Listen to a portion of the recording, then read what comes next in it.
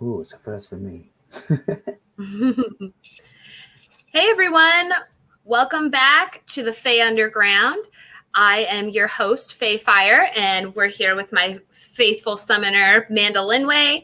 And tonight we have taken a red paladin prisoner. We have Jon Cranfield here with us, and he is a red paladin and a crossboy. And we've brought him here. We're questioning him, and he's going to talk. So how are you doing tonight, Jon? I'm doing very well. I had my coffee. It's 1 o'clock in the morning, so I'm doing very well. Yeah, thank you for being here again. I'm so excited. We appreciate you being here and staying up late, and you know we're not a bunch of youngins. 1 a.m. is late for all of us, so but we're glad to have you. I think it should be a fun conversation. We're going to be talking about episode 8, the Fey Queen, which has some good red paladin action. Nimue doing some wolf blood witch stuff, and it should be a really fun conversation. The widow gives a name. Yeah. We'll talk about the widow. I love that character. I love it. The widow. It's brilliant. I like that a lot. Mm-hmm. It's a fun role on death and kind of giving it a twist. Mm-hmm. I think we see all of those strong female twists in this. The whole curse and everything, we get the female twist, and we get that a lot this episode. There were a lot of points in that with Uther's mother, but we're going to get into that later. Let's talk about you, Jon. I'm so excited to hear all of your background in behind the scenes details. Give us a little bit of spill. Tell us about yourself, why don't you? Well, I've been a supporting artist or a background artist or known as an extra for about 4 years almost now. And last year I was asked to be a red paladin on something called Curse, which I had no idea what it was about. So I accepted to take the role of a red paladin, and we started in March last year actually. So we got robed up, tonsured up as well, and then started filming in April time, all the way through to I think August. It was really, really good. Very cool. Good fun. Yeah. And there was a whole mess of you guys, a whole group of you guys. And it sounds like you were kind of broken down into factions, to have certain tasks. You were part of a certain group called the Crossboys. Do you want to tell us a little bit about them? I think that was in relation to the episode 1 when the village got sacked by the Paladins. I think it was the second village. Not the one with the little boy that was dragged off into the mountain. The one where Nimue sees the horse on fire, which was pretty cool to see that. The stunt coordinator working with his horses, and that one particularly. And then we were, I think it was a day of stunts. I think we did 3 days filming. And at the start, the AD or the assistant director said, right, who's done some special action work? And they just sort of picked us out.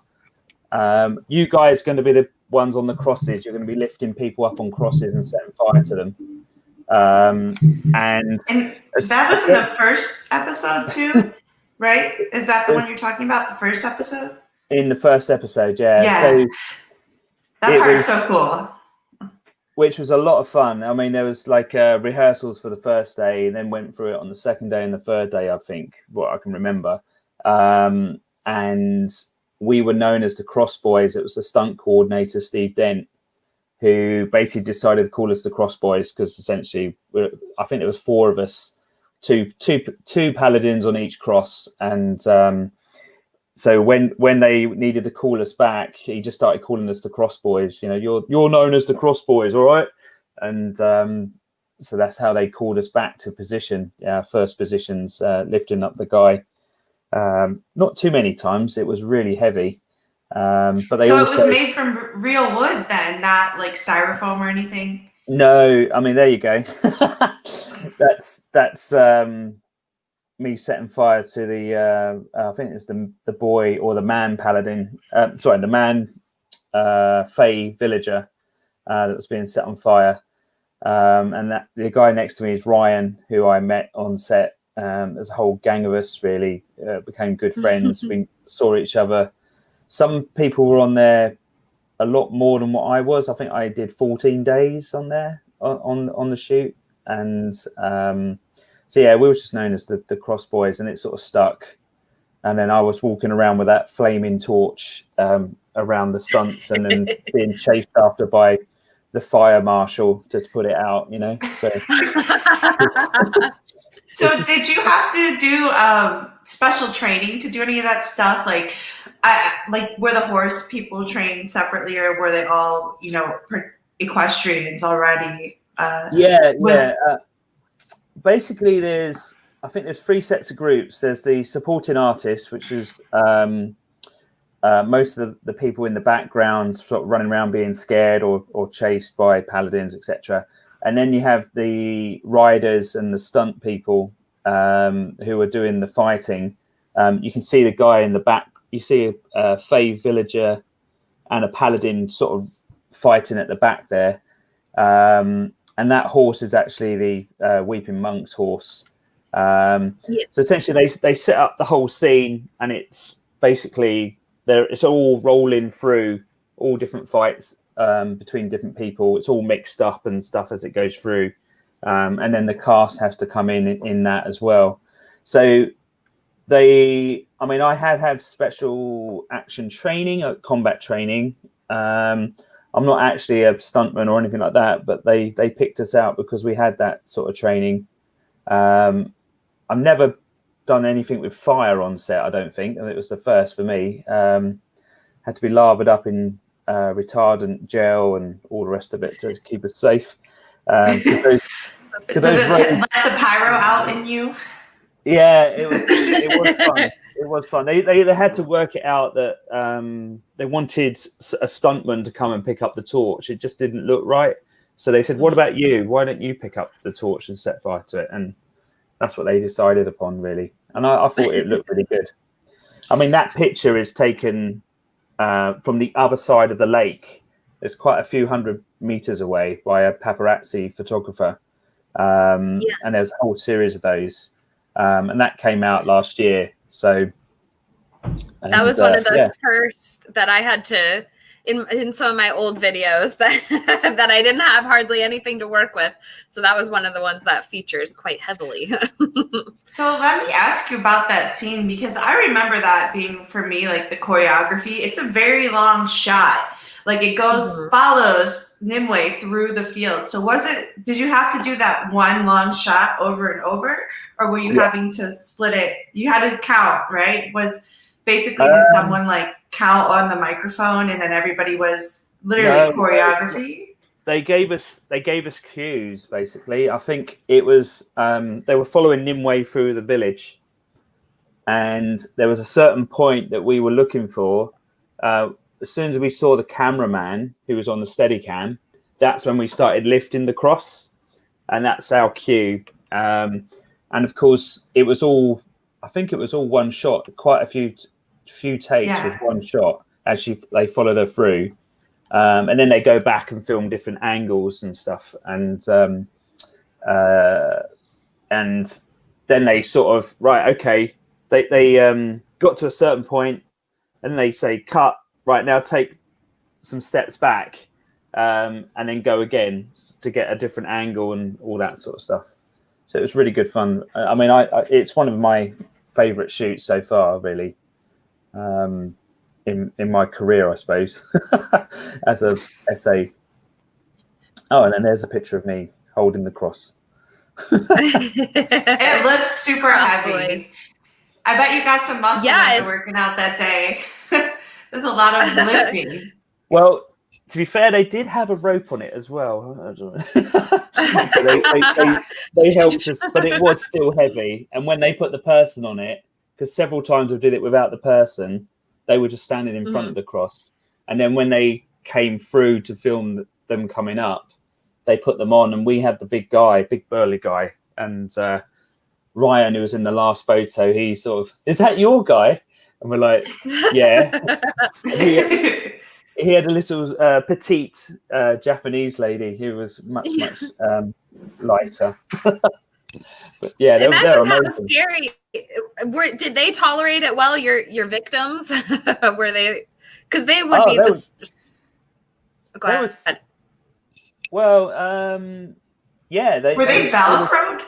Like, how did they attach them? No, they stood on the cross and they just held. They were tied onto the cross, but they could put their arms out of it, so they're standing on a plate, and they're like that, and they go up. And they were stunt people. So, and I think initially they were going to do a full on fire thing, and they were up for that. The stunt people were they're really keen to do stuff like that. But they did some great stunts. Yeah, the whole series. Yeah. I mean, especially those first scenes. They really pulled out the stops with the first episode. In particular. So that's really cool that you got to be a part of that. And in those fiery scenes, which were they really stood out. They're really significant. The whole story being, what does it start with? Fire or water? So. and going towards danger, let's go into the middle of it. That was something before. That's a bit strange. But obviously she was after her mum and, her mother and stuff like that, and Pym, and I know Pym was with her, wasn't she? Squirrel and people like that. So it sort of made sense. So tell us about the makeup. You were talking a little bit about this before the show. So what was it like getting dressed, and what were the rooms like? Was it just a sea of red and a bunch of little monk type. Yeah. What did you call them? There's a name you said? It's a tonsure. So basically, a tonsure is as you can see on this picture here, it's a religious thing. Monks used to have tonsures to show their divinity, their and particularly this was like the hand of God. And there's also a brand or a carving in our heads. And what they had to do was stick a prosthetic onto the back of our heads. And some people had, the hair shaved and they did the makeup. I think the guy on the left here, that's Ryan again. That he had his head shaved, and then they did the makeup for the cross. Whereas the guy in the middle there, that's probably a prosthetic that they stuck on the back of their heads. It's really amazing sort of makeup that they did for the whole series, really, and particularly the monks. We're all walking around with our tonsures and stuff, and the design of the tonsures was pretty amazing. It's very creative. Yeah, with the burn. I think some of them, they had to sort of modify how they stuck them on for the stunt people, because they're quite active and throwing people around and stuff, and their tonsures were flying off and things as well. I heard. So, moving around with their hair. Were you able? Did they give you a sword? And I can only imagine. Like, I know you have to be professional, but there has got to be a little bit of horseplay in the sword play. Because if I was given a sword, I'd probably be behind the scenes, like with me and my friends, if we're extras, and going at each other. We all had swords. At the start, we had metal swords from the scenes at the beginning. And similar to this, but this is similar to Excalibur, this one. Mm-hmm. So it was cool. Can you show it a little closer to the screen? Let's see if we can put. Cool. Let me put him on. Whoop. Let me see if I can put you on as the main screen real quick. Not me. Hold on. So that's like a practice sword, but they were similar to this basically. And they were, they were given swords out. There was people with axes. first, you know, the battle scenes and stuff. Some of the paladins had axes, and they were similar material to this. Really, it was they were plastic, sort of polypropylene, so quite tough, but they looked the part as well. They were all sort of made for the series, really. And you get to see the Weeping Monk with Excalibur, not Excalibur. I don't know what the Weeping Monk's sword is called, but that was quite an ornate sword as well. And also, yeah.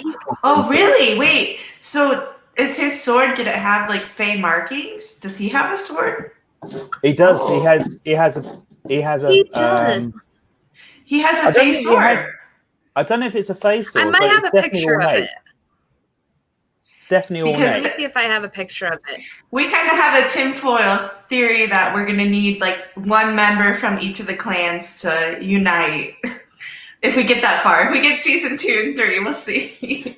But we thought that would be cool. And I didn't think I noticed that the Weeping Monk had a Fey sword. No, So I wasn't saying it was a Fey sword. I said it was an ornate sword. Oh, okay. But Okay, there is a particular design, and it's a big sword. And it has he has a smaller sword as well, which is almost like an oversized dagger as well, which is on the front of the scabbard. And there's it's it doesn't have a name, does it really? But he has on this bit here, he has a design on here.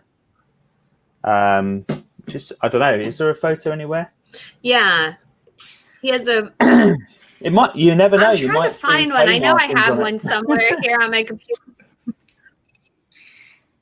Yeah, we're gonna have to revisit that. It might be like the marking that's on the red paladin flag. Like, I know it has red and there's like an X involved. Yeah. Let me just see if I can find it. I'm sorry, guys, but how many? So how many episodes total did you feature in, John? I think whether I feature in it or not, I don't know. But I think I was in. Message come through.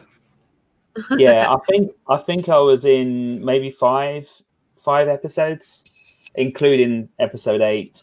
Okay. And definitely in 1, 2, 3, 4, maybe. And quite a few. But it was, they don't film it in sequence, so there was quite a large number of scenes, and a few scenes that weren't in the cut of the series as well. You just kind of show up and film, and then it goes where it goes. Yeah, it's been a lot. It's been fun spotting all your your friends that throughout the whole series. Basically, there's paladins that I spotted, and also Fey villagers that you knew, but you did sort of keep apart. It's interesting how we're the red paladins, we're the evil ones, so you sort of kept apart from the Fey villagers sort of thing. It's that bit almost like method acting, intermingling. But really, when we're all out of our costume, that's hilarious. We're all saying, see you next time, and you're not in costume. But yeah, it was good. So did you get to spend any or have any personal time with any of the main actors? Well, on set, when you're, there are some of the scenes like at the Abbey where Peter Mullan and Father Carden is talking to the other paladins, and Frank Miller's in the scene and stuff like that. And in between takes, he was larking around and making jokes and things. And at one time on the outside of the Abbey, you do wait around a bit, and Peter Mullan's with the other cast member chatting away. And the etiquette is that you don't approach the cast members, but then they do come to you and talk to you. He was very funny to listen to. Some of the stories he came out with, it was quite cool. And Mostly Peter Carden. That would be Peter Carden, Peter Mullen. That would be. He's fabulous. He does such a fabulous role with this character, and he really. I appreciate him so much more than I did after seeing him in Curse. I think he has a lot of unique talents and specialty with them, like his characters alone. So after Curse, I kind of got into I got onto him because of Curse, and I thought that he, Have you seen him in anything else? Have you seen him in anything else? No, that's what I'm saying is like I'm starting to get into him now more, and I would like to see him in more because I think he's just really blew me away with his character as Father Carden, and he gives you that kind of creepy but yet stern, and I mean he just hits it to the T. I think. I mean he was in Ozark. He was the protagonist in Ozark, one of the heroin dealer sort of cowboy. He was so good in that. Yeah. And it's like, wow. Excellent. And then I knew him in Trainspotting as well, and some of the other films he's done. And then he's in Curse as well. And it's just, it was just brilliant seeing him work. It's kind of a wide array, I think, for him too, because to go from Ozarks to Trainspotting to this is different, but he doesn't shy away from challenging roles at all, and he always meets the mark on them as well. Well, let's go ahead. Let's say hi to people in the chat, and then we'll kind of talk about the episode a little bit, and we'll be able to dive back into more because you actually do feature in this episode. But let's say hi. I see Cece just popped in. We've got Alicia Kingston, Santivia Majors here, Peter Griffin. I think I saw you pop in as Samael Morningstar. Casey's here. OTDA. I think I've got everyone so far. Thank you all so much for being here and spending your Friday evening with us. And for being here with our guest, Jon, and making him feel welcome. So in episode 8, this is the Fey Queen. We have a lot of action that goes on. It basically, what's great about these last few episodes they're very action packed. They jump right into it. The first half of the season was a lot of setting up, a lot of backstory. It was a little bit slow. And then these last 4 episodes or so, they just bam, bam, bam, just pound it out. And it's great. I love it. We start this episode with the Weeping Monk. And the Red Paladins, they're hunting the Fae and where their camp is. They still haven't found Nemos. And after the last episode, where they went to the Cave of the Kyliak and there was the big battle with the Paladins at Moycraig, they all came back. They're kind of healing their wounds. And lo and behold, the next day, the Paladins are hot on their heels and have found their camp. So we see that cool little Fae girl, the little fawn girl who's their scout. And she's she's running, hauling ass and hopping back. And I love it because they kind of show how fast she was because they say, how far are they? And she says about a day's hike. But she, booked it. She ran the whole way and did her cool, fawn hopping. So she, got there. Trampoline action there, I think. Mm-hmm. I actually did not notice that the first time around, but rewatching the episode today before the stream, I noticed that, and I was like, wow, I didn't see the abilities that they give into the different Fae. I mean, I saw some of them, but that one was kind of a key ability into the fawns. It was a little bit different, too. We know that the Tusks are fierce warriors, and there's just little differences in the clans, and that was a really fun one to see. So they're kind of freaking out, they're the Weeping, they found us. What are we going to do? They all kind of come together and they're we have to, make a plan. Arthur has gone off and he knows, he's a sellsword. He's got connections. He knows, he knows a smuggler. So he brings her over to the camp, and he's like, she has 3 ships, and she's willing to smuggle the Fey out because she doesn't like the Paladins. And I love that when she's like, I don't mind hurting them. Yeah, I don't mind hurting them. They, they have no problem. My stuff. So that was a great scene. And they talk amongst themselves with the Fae, and they decide that's the best plan, but they have to kill 6 days basically. So where is, a group of hundreds of people going to go between here and there is Gramaire. And they don't believe Uncle Ector is going to help them.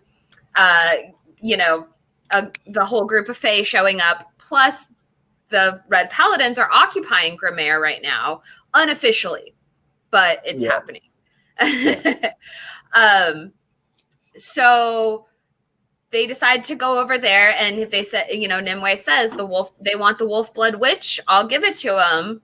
So we get to see her actually harnessing her powers. We saw her kind of do it at Moy Craig in the last episode, but we get to see her really she's like, okay, she's got a little bit of confidence now. She knows what she's doing, and she lures those paladins out when they get over to Gramaire. So it's kind of a cool scene, and you were part of this one as well, weren't you, John?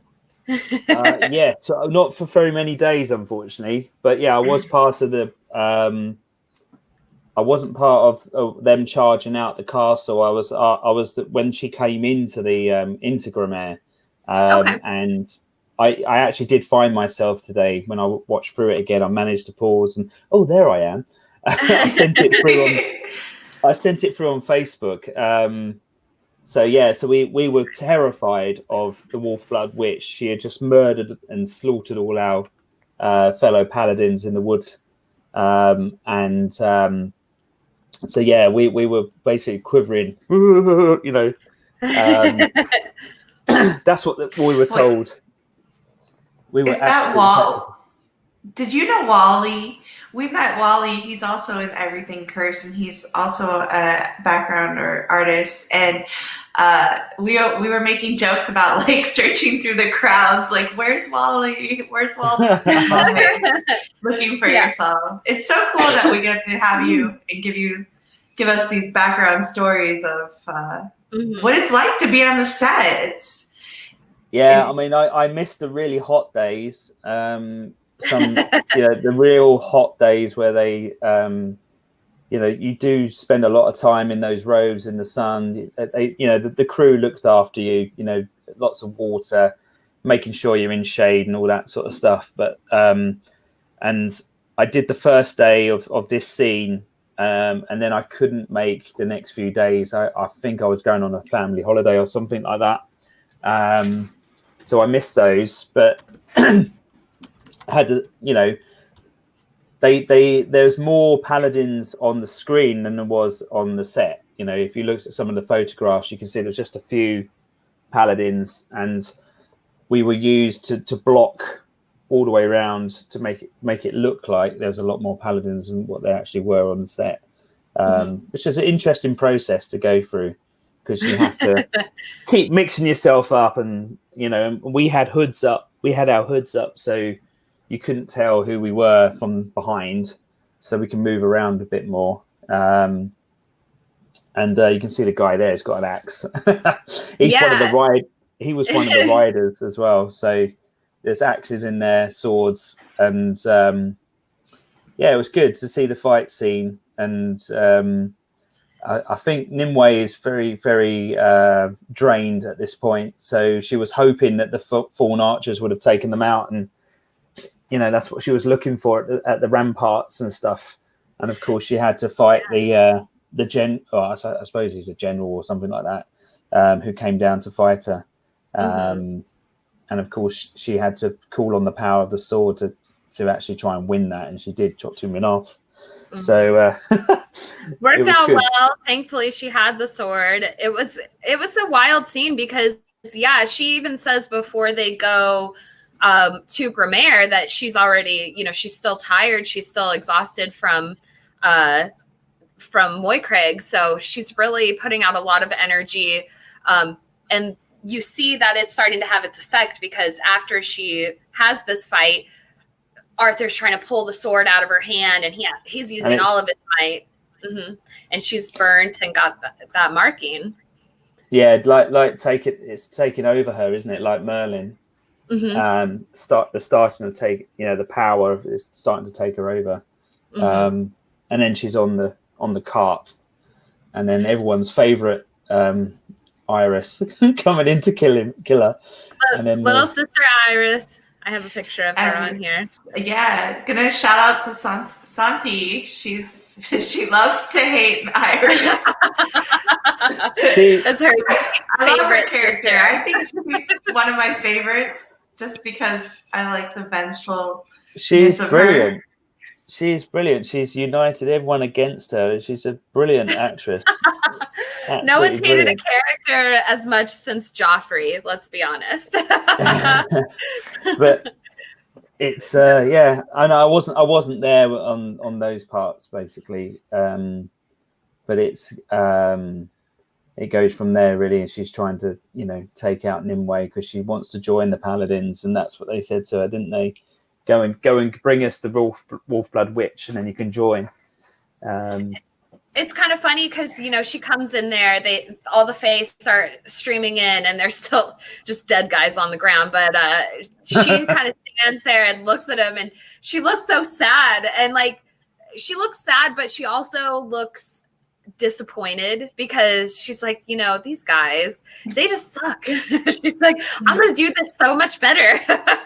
But she also saw the mark of the what's the devil's tooth? No. The markings on the body. The the Triskelion. Yeah. Mm-hmm. I just noticed that today too on the rewatch, and I've seen this episode now at least 5 times, but I did not notice that until today, and I thought that was kind of cool, because I would like to see her character become a tracker type, kind of like how we think that she might be Fey, or she might be the same as the Weeping Monk, and maybe not know. That's kind of a tinfoil theory out there too, but I thought that it was really interesting that they had those marks like that on the split body. And the makeup. It was the sword, because it was when Nimue was, she hooked up a paladin with all the wooden vines and stuff, and then they cut him down, and in the abbey, and he had all the same markings on his body, and it's the mark of the sword, you see, and that's what she saw. And she came into Gramaire here, and then saw Nimue on a cart. I'm gonna have her. Yeah, she saw her moment. I mean, it wouldn't have been clean, but was it a cheese knife? Exactly, just like Nimue. That's her weapon of choice. But before the sword, anyways. But yeah, it's Iris is just a special character. I kind of came up with a theory about her because I've been writing about the Widow, actually, so we can kind of use that as a segue to talk about the Widow. But I do think that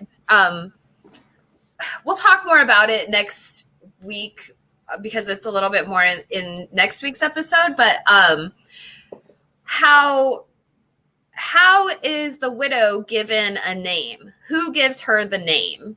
And that's something we have to think about, because, I guess it's kind of applicable in this episode, because we do see the Widow, she's given a name, and the name she's given is Nimue's. And she goes to see Merlin to give him a warning. And we have to kind of think about, who gave the name? Was it the Shadow Lords? Yeah, the Shadow Lords, definitely. You think so? Yeah, I mean, they control everything, don't they? They control, and she's the Widow, but is she a Shadow Lord as well? The Widow? She is the Shadow Lord. She's the Shadow Lord of the dying. And so that makes me wonder, because obviously I think anyone can give a name if you're invoking it correctly. It doesn't necessarily have to be the Shadow Lord. Certainly, like we saw with Rugen, you can hire the Shadow Lords to do things. But I don't think that the widow is necessarily like motivated by money or anything like that. I think it's more of like a magical invocation. And I was kind of getting the vibes that it might be Iris that was the one that was doing that, because she's so determined just to kill Nimue, whereas everyone else is like, I want the sword. Uther's like, the rest of the Fae can fall off the face of the earth. I just want the sword. The Red Paladins want the sword. They want Nimue dead, but they're not going to invoke a death goddess, right? They're not going to, like, that would be blasphemous. So they're not going to be giving her name to the widow. Well, the name is who's going to Nimue's going to die. Is that right? Is that what Merlin is worried about? That's why he goes back to Cumber to make sure that he fulfills his deal of keeping one Fey girl safe. That's and then he gets that message from the widow. Basically, Nimue is going to die. That's the name that was given. Is that right? Yeah, I kind of took it as he has to be the person to kill them. Like, he owed the Shadow Lords a favor, and now it's time. Like, kind of how it was time for the midwife. Like, it was time now for Merlin to go and do the work of the Shadow Lords. And to me, I kind of feel like, I think that that theory could be definitely interesting, because they have a moment where Iris is kind of has these blood markings on the walls, and she's going a little crazy and she's harming herself. That's but I didn't read it. Yeah, I didn't read it in that direction, but it could be. I mean, it's an interesting theory. I read it more as it's time for payment, and Merlin has to do one of the hardest things he's ever done and go through the most experienced pain, kind of, that the widow was like telling. Sacrifice. Yeah. Interesting. And that, the widow is working with the Shadow Lords, and there's kind of some political agenda in the magic realm, like that they feel threatened by Nimue and her power. Because Merlin with the sword of power, when it was part of him, wasn't he part of or more powerful than the Shadow Lords, or on a par with the Shadow Lords? Then he loses the sword, and of course they can then say, well, it's his daughter, isn't it? That they've chosen, and it's either a sign that she's going to die, and then of course Iris is the person that's trying to kill her. And everyone else, apparently, Father Carden would want her burnt to the stake, etc., or send her head to Rome on a spike. Was another. It's such a weird thing, because like they're so motivated to kill her, but they wouldn't. It would be blasphemous to do it in a certain way, but not in another. It's kind of a weird concept. Especially when it comes to the widow, who's been given a name. So like she has a mission to see the path of death play out, kind of thing. So, and that's a huge message that she starts to send over these next few episodes is, do not interfere. You can't interfere with, the path of life and death. And that's what her role is. She's like a chaperone to death. So I've been working on a big essay, so I've been like thinking about the widow a lot. So, but yeah, it is interesting in this episode that she's given a name and she's coming for Nimue, and Merlin is not too happy about that. He's been alive for 700 years, so he knows how to cheat death. He's done it a few times. So he's trying to save Nimue, isn't he? He's trying to make sure that Nimue's safe, but of course he omits to mention that it's Nimue who, with the sword of power, etc., and that so Cumber is making a deal with Father Carden. Exactly.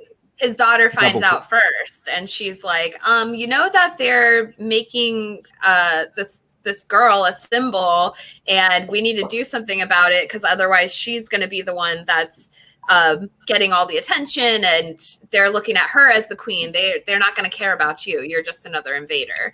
So, while they've been out talking to the midwife or taking the midwife around to talk to the different villages, that's something that they've found. And we talked about that a little bit last week with the corn dollies and their significance to, I guess, pagan rituals or fertility rituals and kind of agricultural rituals. The Kyliak is associated with them, and it's like another symbol of life and death. It ties into like the winter stuff, fertility stuff. There's a comment from, is it Sortevia Major? The widow has the power of knowing who's marked for death because she's the shadow lord of the dying. So, and of course, Merlin, I think Merlin's trying to cheat that, trying to make sure she's safe. But of course, he sort of knows that she's not safe. And he finds out more when he comes. Father Carden and the Red Paladins are at the Cumber's camp. So it's not looking good, is it? Well, Cumber's exploring his options, that's for sure. And I absolutely love this scene. I think it's one of the better scenes of the whole series, because we get these guys acting together, which is fantastic. You know, they're the big boys on set. So I love this. Merlin. We get some sassy Merlin talking to someone that's finally. He's not dealing with kids anymore. He's, even Uther, dealing with Uther is like dealing with a child. So he's finally like having some adult interactions where he can actually make moves and call Carden out, which he does. He's like, you think you're powerful, but you're not powerful. And he tells that to Cumber, and I love it. He's like, there's real power in Rome, and it's not sitting here in this tent. You're trying to buy your way into Rome because you're a potato Son of farmer. A miner. Son of a miner. Is Dunrow a real place? I don't know anything about it. I don't think so, but his father was a miner, and the father before him. So they were digging coal or whatever they were mining. So he was taken by the church, by the Vatican, I suppose. And so it calls him out, really. It is really good to see all of. I mean, even Cumber, I think he's a pretty cool actor as well. I think, definitely some of my favorites in there. Yeah, Cumber's a great actor. He was. He also was in Game of Thrones. He played Lemon Cloak. I know everyone in the chat knows who that is.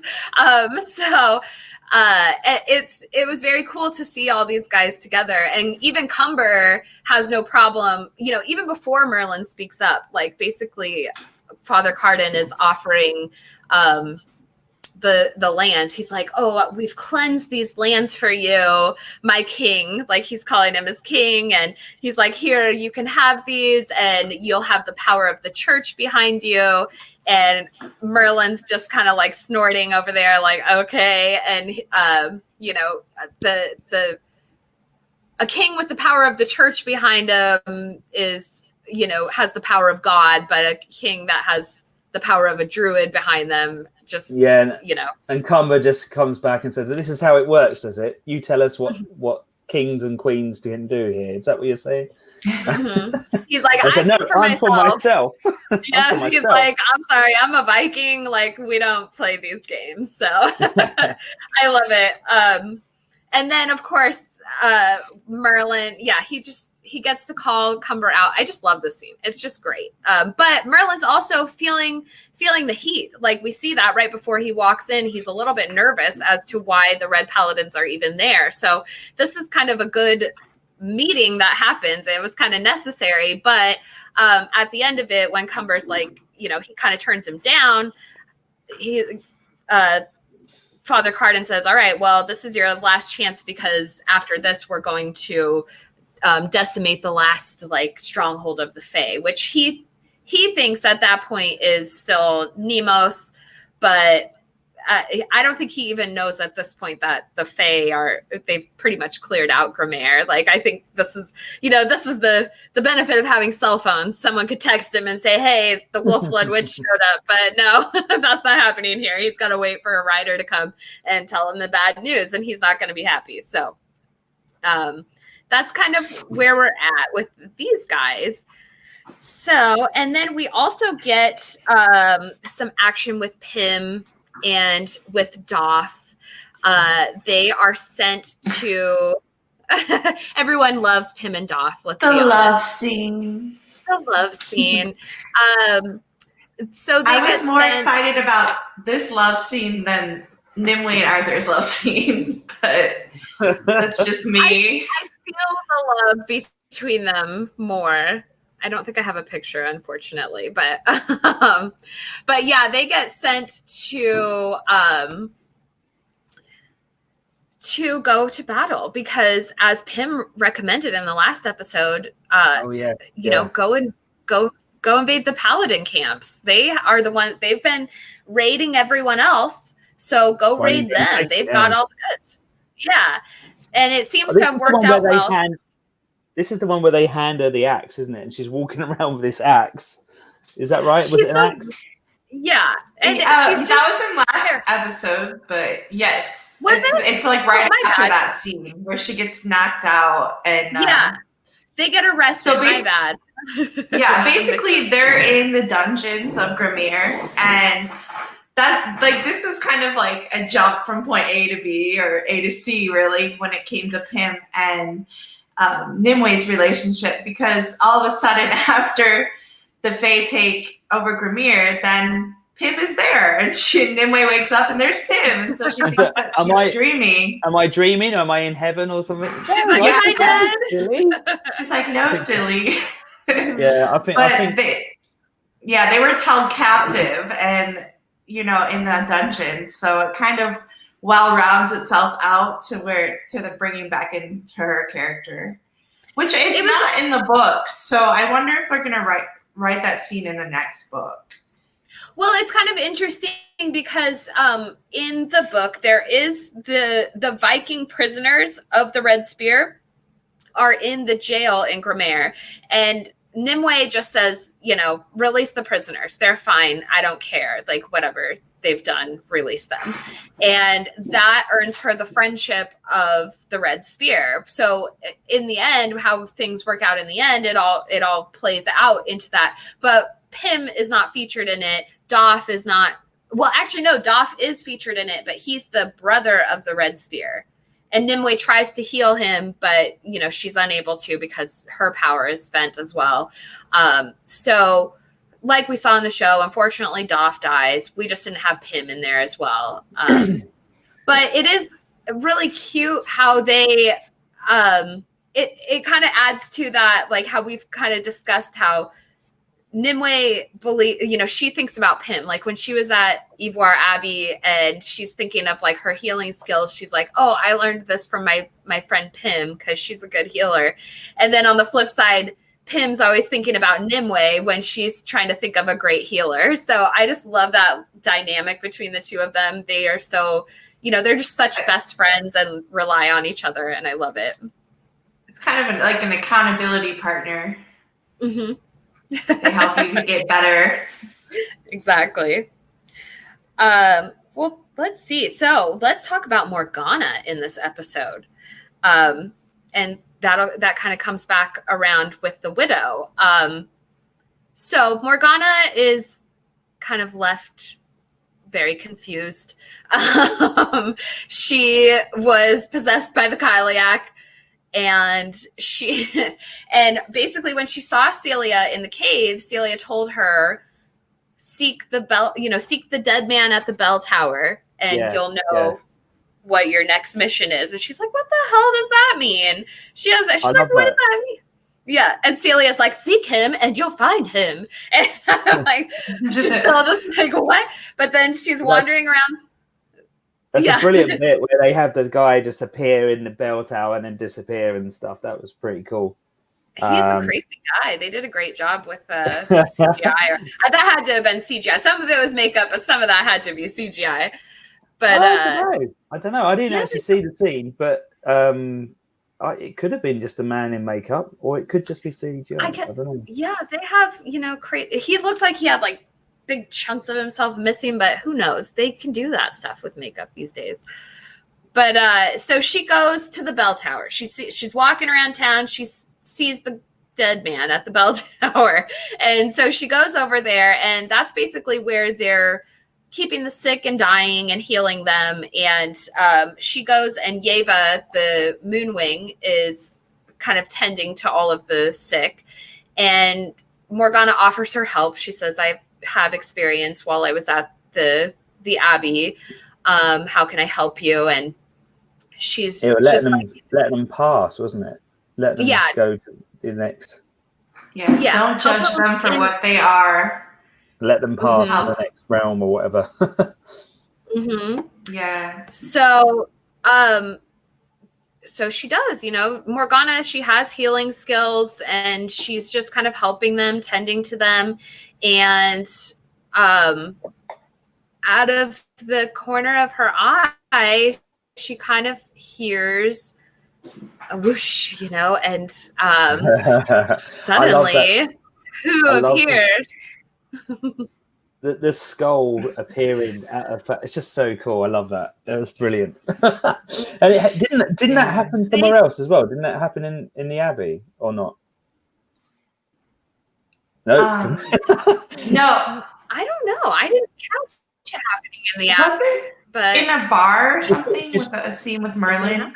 When we're first introduced to her, we see that. But yes, that's it. I think I don't know. I'd have to relook it up, to be honest. Is it the widow is death of the dying, isn't it? So taking the paladin, and then going Grim Reaper for all intents and purposes. She basically, she's there to claim the dead and be sort of the chaperone to the underworld, you might say. Sorry, I'm trying to open up a picture. But Morgana is terrified, she's like, what the, she's already like questioning if she's losing her mind because of like what happened at the end, when with the Kyliak, and then with Nimue being named the Fey Queen. She's like, she doesn't know what to think. And now she's seeing ghosts, and it's just all in all just very confusing and terrifying for her. So she just pretends, she's just kind of like, I'm gonna pretend this isn't happening. And I think we've all done this. Like, tell me that you don't do this when you're like standing in the kitchen in the middle of the night in front of the kitchen window and like doing dishes. Like, I don't know about you guys, but I'm like, there could be someone standing on the other side of the dark window, like staring at me, and I'm just going to pretend I don't, like, this is not happening, So she does a good job of just kind of washing her hands, pretending nothing's happening. And it's not happening. And then, and then the widow leaves her alone. But the guy that she was over there sniffing around at, he's dead. So we know that, that she's death. She's come, she's claimed her victim. So this is an interesting new thing for Morgana. She's, this is obviously a side effect of being possessed by the Kyliak. So she's getting all kinds of new and interesting things happening to her. But I liked it. I thought it was great. We get to see the widow's face, and she's creepy, like the way she kind of like creeps up by Morgana. I love it. Yeah, I did like that scene a lot. It's just very probably the creepiest bit. My kids can't watch it.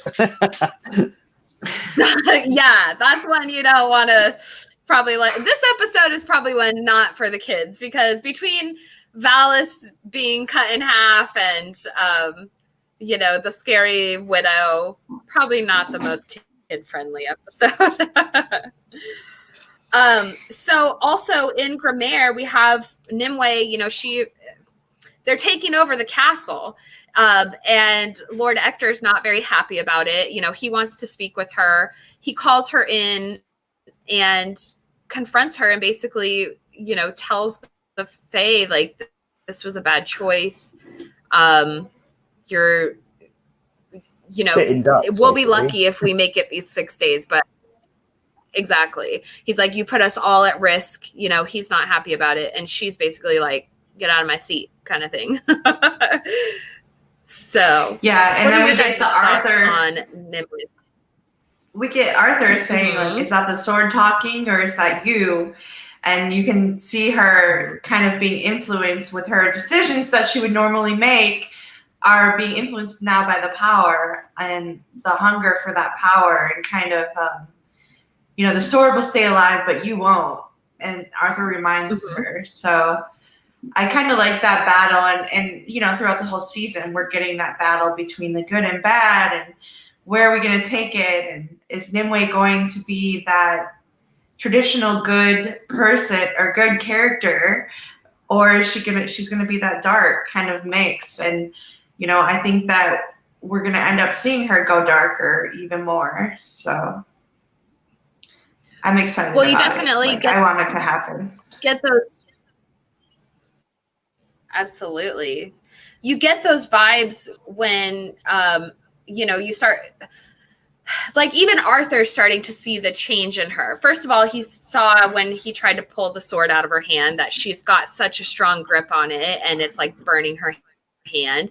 But then it's also starting to change her personality. He knew her as like a nice girl, and now she's starting to have attitude, be a little bit overconfident, and say some things that she might not necessarily, mean, or she might regret later on. And then he encounters her in this scene where she's kind of taking a few minutes to herself in her room, and all she's doing is, it's just like in Lord of the Rings when Frodo's sitting there like stroking the ring and like not sleeping when he should be sleeping. She's just obsessing about the sword. So it's got kind of the parallels to the One Ring, which I love. But she hears the voices, she hears the screams, and she's comforted by it. And that's creepy. Yeah. So Arthur calls her out on it. Well, she asked Arthur whether paladins has souls. Is that right? That's what she was asking him. And and it, do they, John? She doesn't care. Do they? I think they may. I think they may feel they have. If they're religious. If they're going to score, if they're going to score a cross on their heads, then in their devotion to God. So then, they're really close to God, letting him right in that wound. Shine your light. I like the part where she kind of laughs at herself after sitting in the throne, but then during this scene when her and Arthur are talking, she's quick to point out, like, is it because you're mad that I took the throne you wanted?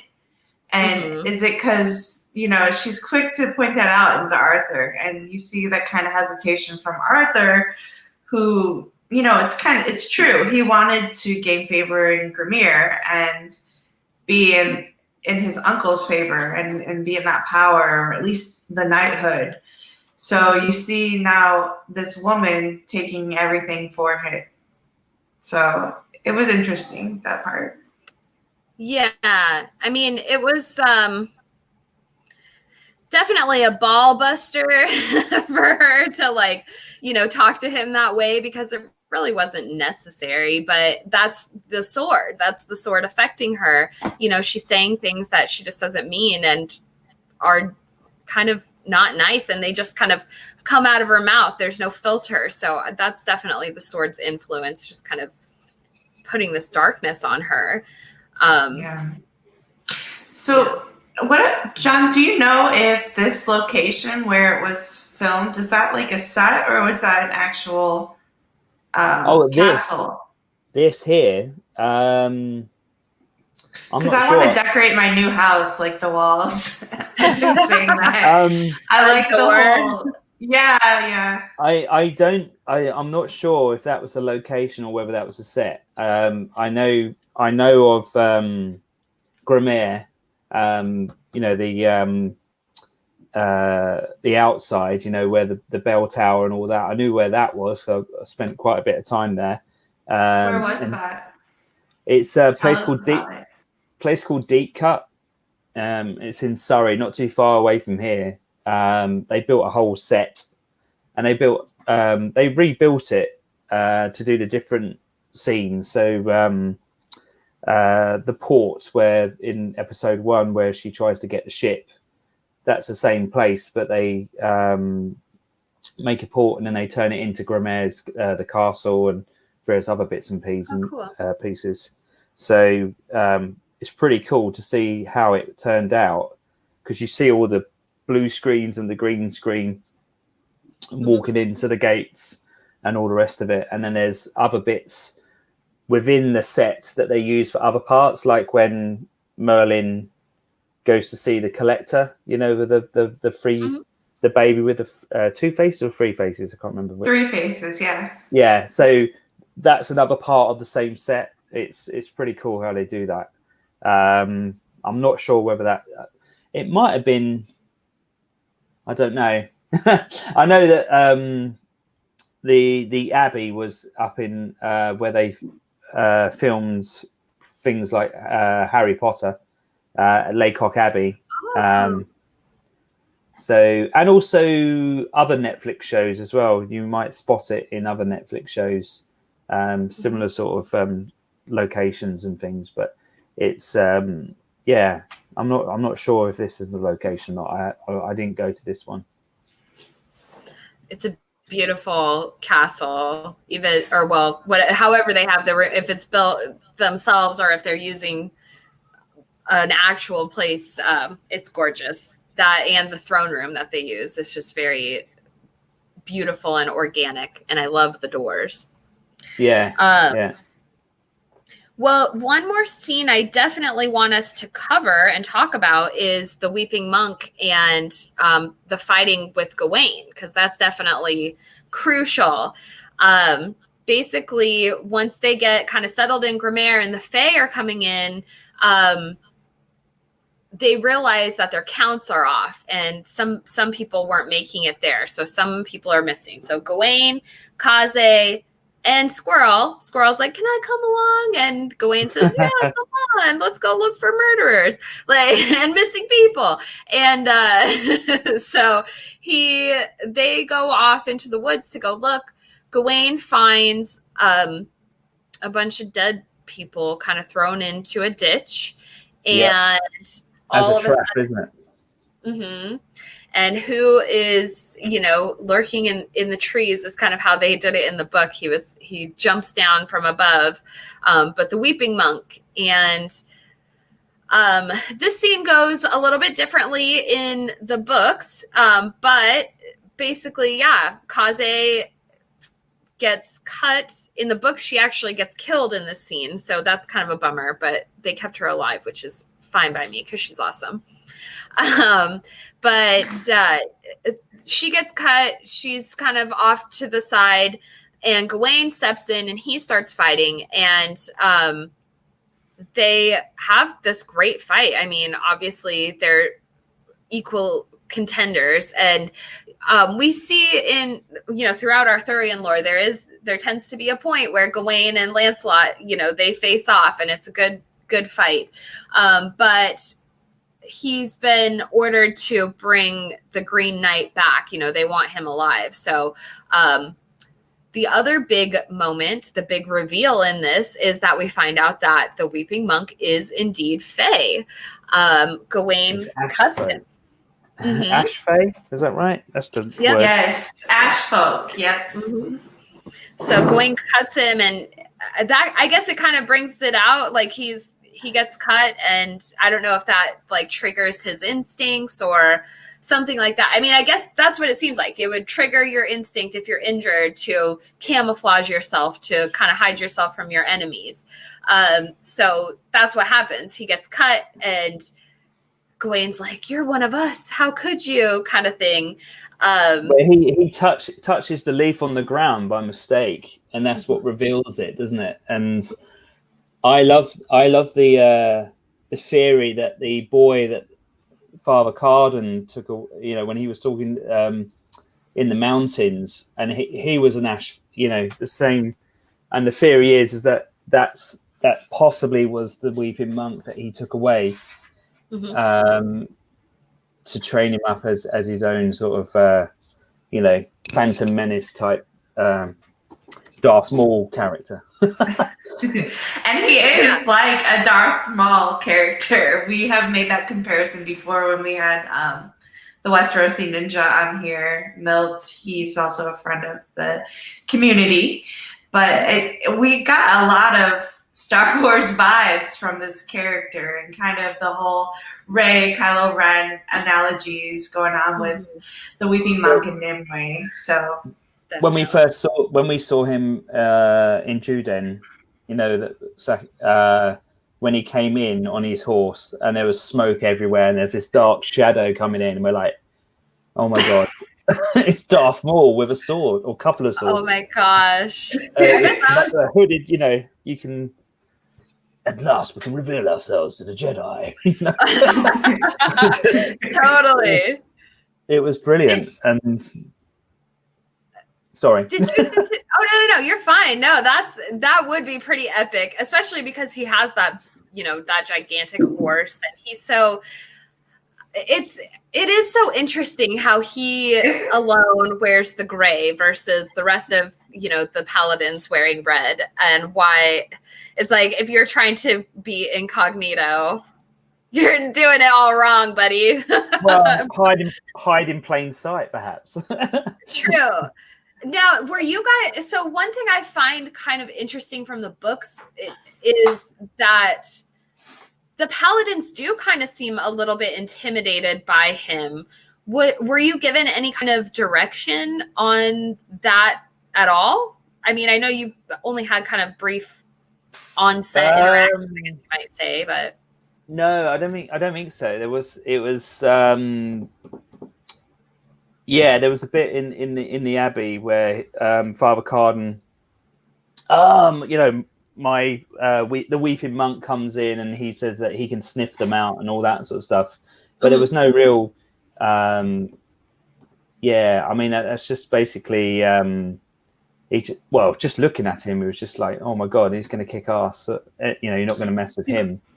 So he was definitely a scary character, definitely, and we were just monks in red robes. We weren't as we there was meant to be 5,000 of us, and we were recruited by, we were human, weren't we? So we were recruited to the church, and we just keep flocking to the church and stuff like that. And he has these powers to sniff out Fey and quite a prowess in fighting. That was pretty cool. But I don't think there was any real fear factor for us. We were told to be fearful of the Wolf-Blood Witch because that's why they gave them the name, the Wolf-Blood Witch, and to strike fear into people. It didn't work. People started rallying behind her. But when she killed all our brothers in the woods, we were scared absolutely shitless. Sorry for my swearing. Totally. It's essentially what the director told us. You've just seen all your brothers torn to pieces and all this sort of stuff. So we were more fearful of the Wolf-Blood Witch than we were of the Weeping Monk, I think. Well, that scene too, I mean, it really was creepy. Like when you go out there and there's like guts and corpses and torsos and like boars' heads and just all kind of witchy stuff going on, where she's finally starting to be Nimue. Like I want her personally, but I loved that, so I'm sure it wasn't difficult to have to put yourself in that mind frame, assuming those guts are your brothers. That's the thing, we had to just imagine that, because none of that was there when we were in Gramaire, and we were just told. So it was quite difficult, I think. But I suppose, I mean, you just have to take direction and shake your hand. And it was just one of those things, really. It's lot of our imagination, I suppose. We have to put that into it, I suppose. Well, it's still fun. One thing I do, so while we're on the subject of the Weeping Monk, so basically they're fighting. He and Gawain, they're fighting. He, finds out he's Fey. Well, once he finds out he's Fey and he's like, "You're one of us. How could you?" That doesn't make the Weeping Monk very happy. He doesn't want to hear, "I'm one of you." So he turns around and he cuts Gawain really deep in the thigh. And that is something that happens in the book, and they did it on the show. And why I think that is significant is because of the Fisher King. Now, Gawain is given so much symbolism throughout Cursed. He's obviously got his character incorporated into, normally the story is Gawain and the Green Knight. They're two separate characters, but they've made him Gawain the Green Knight. So he has the Green Knight symbolism. He also has Horned God symbolism. And now he's got Fisher King symbolism. And I do kind of feel like that was a bit confirmed also, because when they kick the paladins out of Gramaire, and Gawain shouts off the castle walls, off the battlements, he's like, "Tell Carden that the Wolf-Blood Witch and the Green Knight send their regards." And I just thought kind of the way that it was said, like the Wolf-Blood Witch and the Green Knight, like they go together. They're hand in hand. They're king and queen. And if you consider the Gawain's thigh wound to be along the lines of the Fisher King, which is in Arthurian lore, it kind of ties into that like kingly symbolism for him. So anyways, that's my mythology brain at work for you guys this week. So enjoy that one. But I do think we do have 3 characters that Gawain is kind of encompassing. And I do plan to do a video on that for you guys at some point. But I kind of think I'm going to wait until a little bit closer to Christmas, because Gawain and the Green Knight is a Christmas story or holiday. We don't have to get too specific. We're whatever. We honor all holidays. So that's kind of most of the meat and potatoes of this episode. Did you guys have any other points you wanted to touch on? I'm trying to remember the ending now. That's pretty much kind of the ending is that we see all of a sudden we see Uther's army and the paladins coming together to either battle each other or battle Gramaire. So they leave it ending for the next episode what's going to happen with the battle. But we see the armies approaching. Yeah.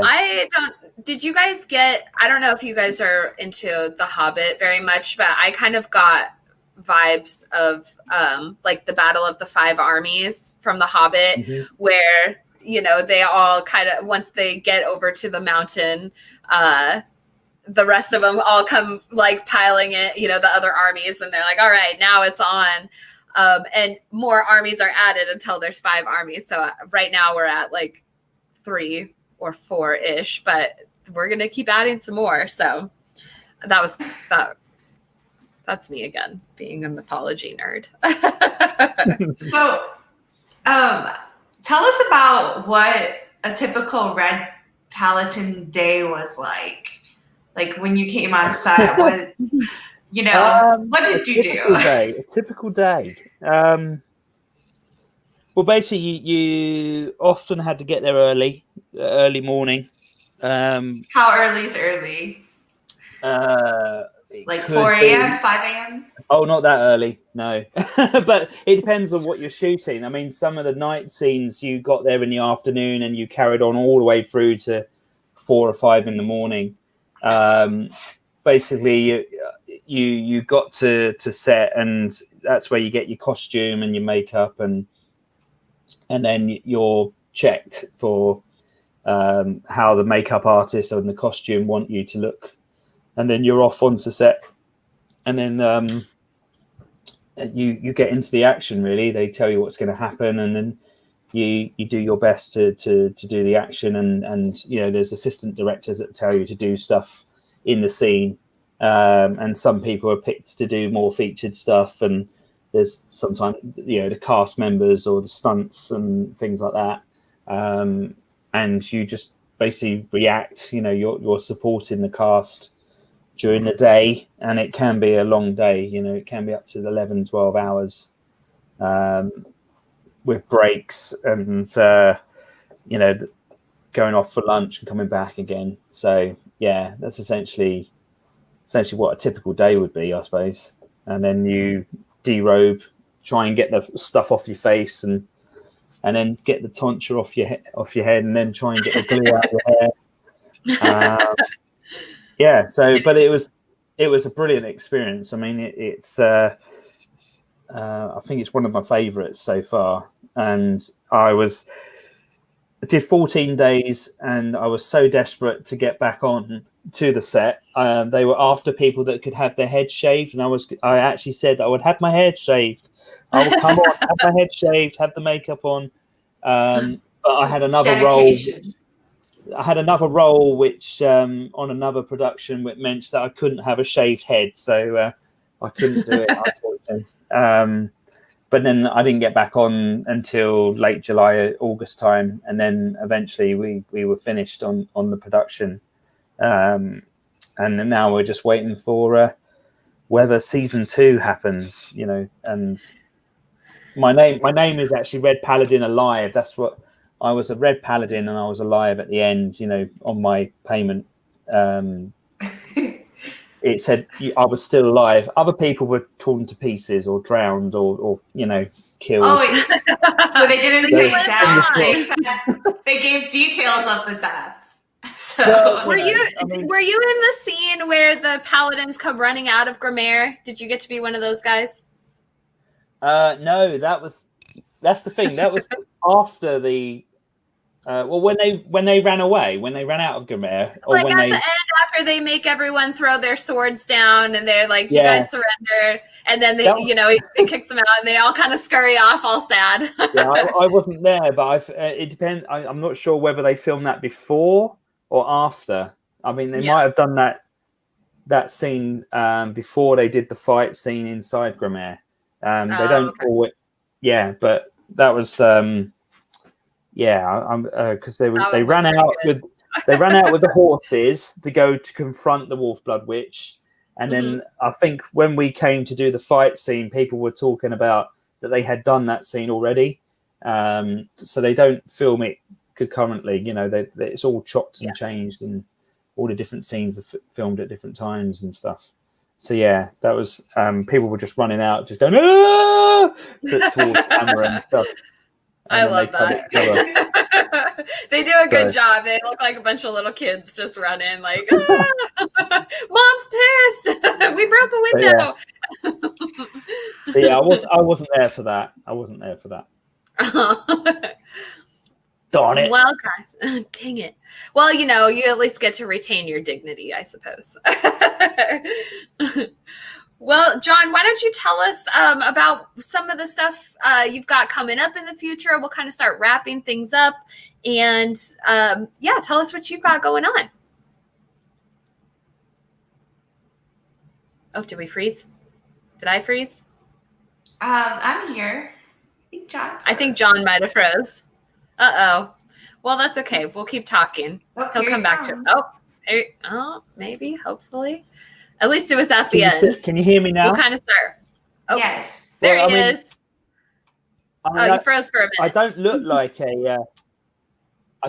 a paladin at the moment. I have a role next year, which I can't really say anything about. But this is the sort of look, and I'm being fitted in November, and that's filming next year.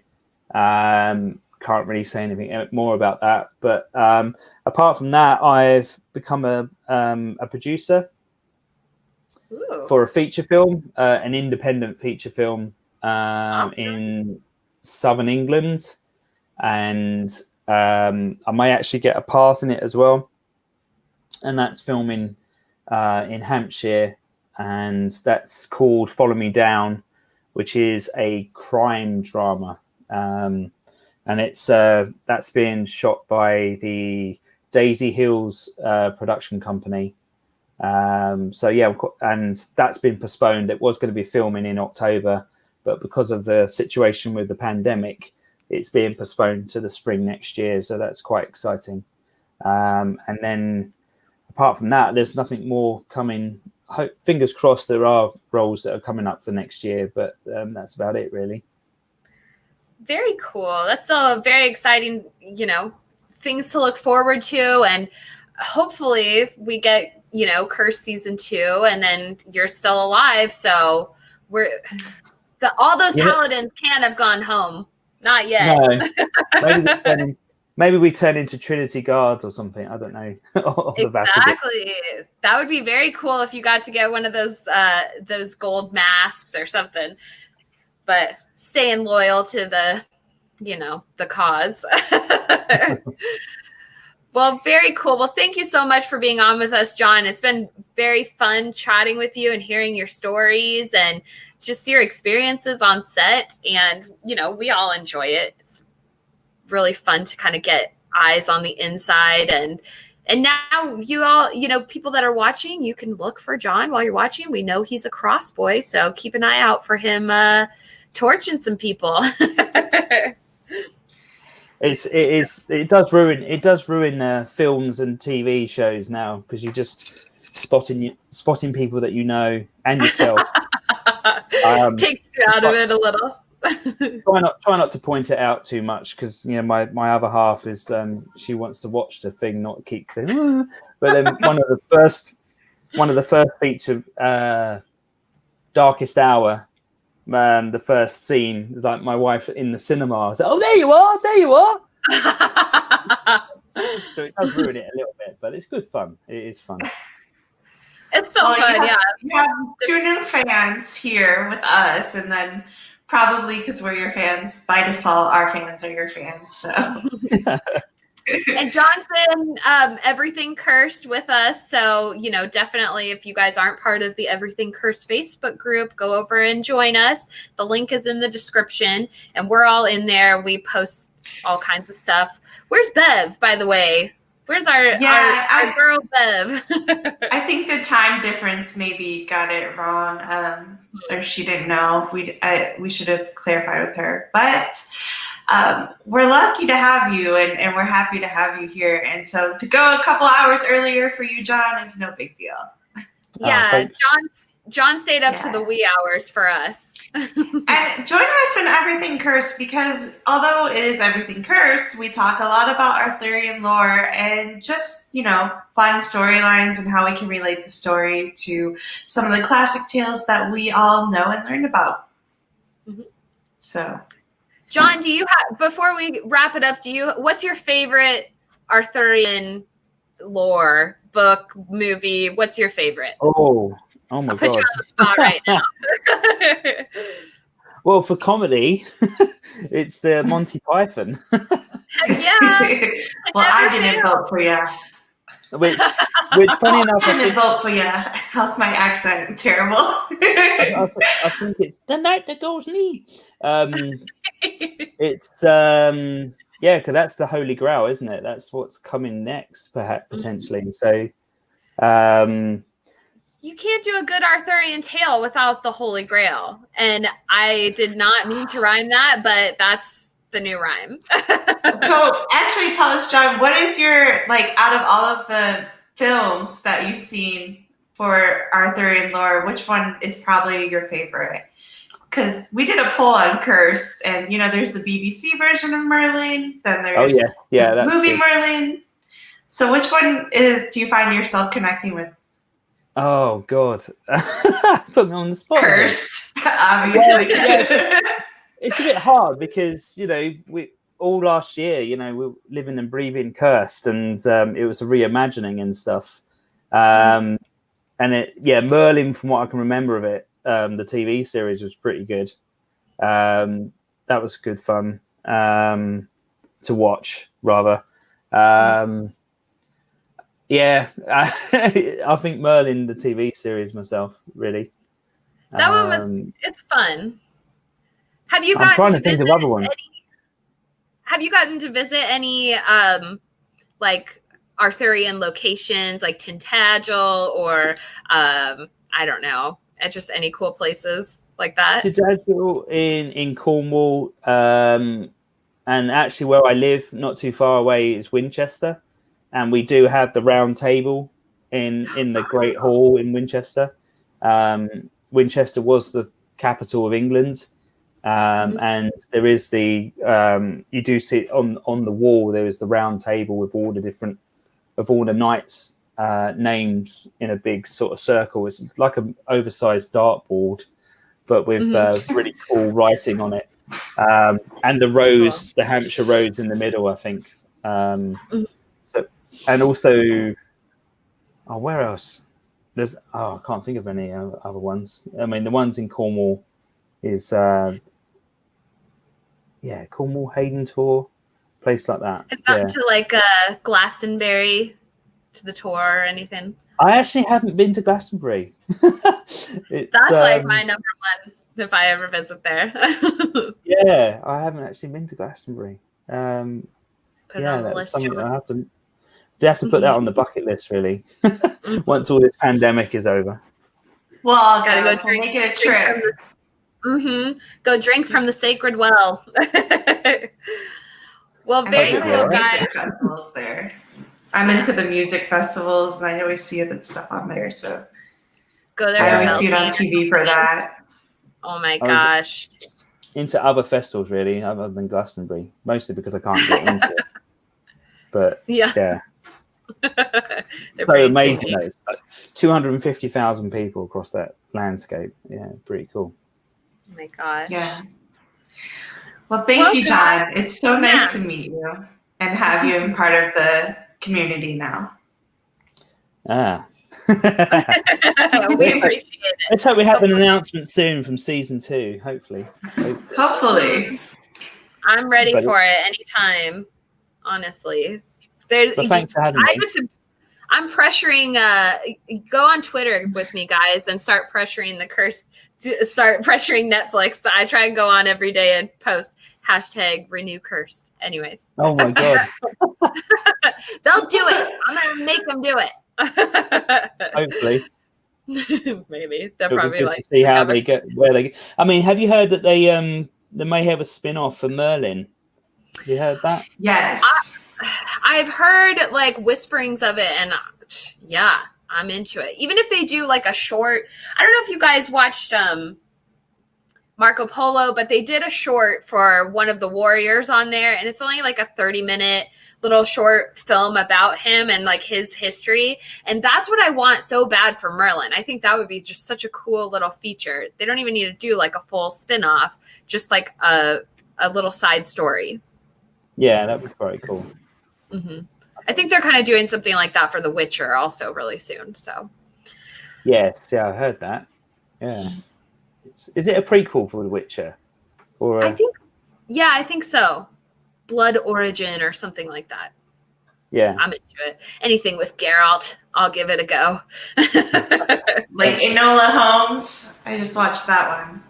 So yeah, that's Henry Cavill. Tonight. That was really good actually. It was cute. Cool. It was cute. I was thinking about dressing my daughter up like that for Halloween and calling her Fiona Holmes because her name's Fiona. Anyways. I'm a dork.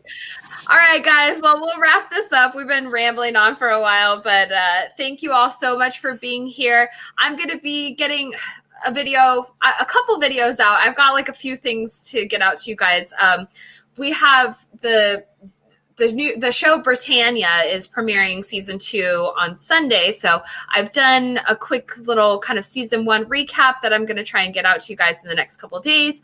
I also have my stuff with The Widow I'm working on. And then there was also the season finale of Raised by Wolves last night. So I want to try and get some stuff out because that was really crazy. I don't know if you guys watched that, but oh man, it was another thing I need to catch up on. Yeah, check it out, John. It's so good, and it was wild. It's wild. It's a good one.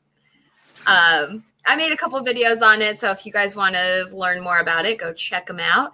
But yeah, I'll get some stuff out to you in the next couple of days, and then next week we'll be talking about episode 9, and we're gonna get through this curse series. We're almost done. We've just got a couple more episodes, and then Mandy and I will probably be doing some talks about Britannia after that. So yeah, follow the Druid influence.